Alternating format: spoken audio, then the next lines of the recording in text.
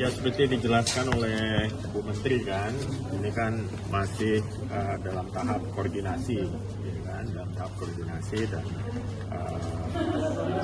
apa yang disampaikan kemarin kan belum final lagi kan, jadi masih ada hal-hal teknis yang dibahas oleh pemerintah Amerika dan juga pemerintah Indonesia, jadi masih terus berjalan gitu. Dan seperti kita ketahui bahwa Indonesia kan menganut prinsip data flows with condition, ya, with condition ini sesuai dengan Undang-Undang PDP tahun 2022, terutama di pasal 56, di mana transfer data pribadi keluar itu diatur, gitu kan?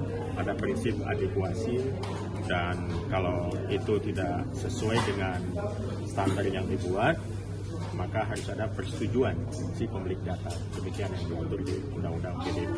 Jadi ini prosesnya masih terus berjalan dan harap jangan ada salah paham. Itu bukan berarti Indonesia bisa mentransfer semua data pribadi secara bebas ke Amerika. Kita tetap ada protokol seperti yang sudah diatur oleh Undang-Undang PDP yang disahkan di sini. Itu prosesnya sejauh mana, Pak? Prosesnya bakal sejauh mana, Pak? Sudah, iya. Maksudnya proses sejauh mana?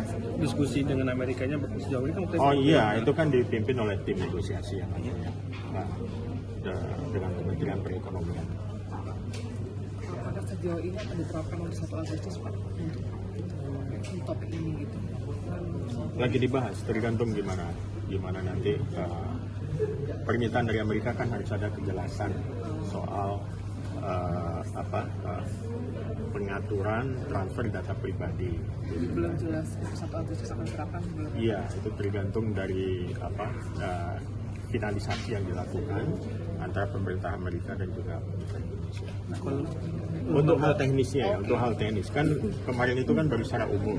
Ini kan mau dikonkretkan secara teknis bagaimana itu dilakukan. Kalau di kita kan kita udah siap, kita punya undang-undang PDP.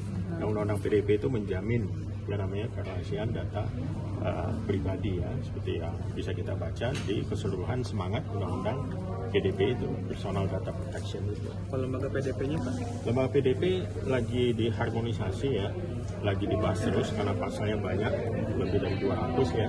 Jadi harus dilihat satu persatu pasal-pasal itu dan kita harapkan bisa segera selesai. Kami sih menargetkan paling tidak ya Agustus juga sudah bisa selesai. Selesai dulu belum finalisasi itu.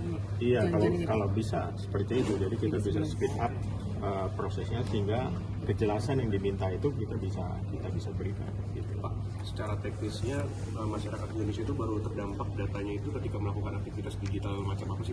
Itu data komersial sebetulnya. Jadi kalau kita menggunakan misalnya mesin pencari, kita melakukan transaksi komersial melalui platform yang berbasis di Amerika gitu ya. Nah tentu kan kita menginput data gitu ya. Dan data itu kan bisa tersimpan di platform milik perusahaan Amerika. Artinya dengan demikian ada data lintas batas itu. Transaksi di sini kemudian dicatat di sana.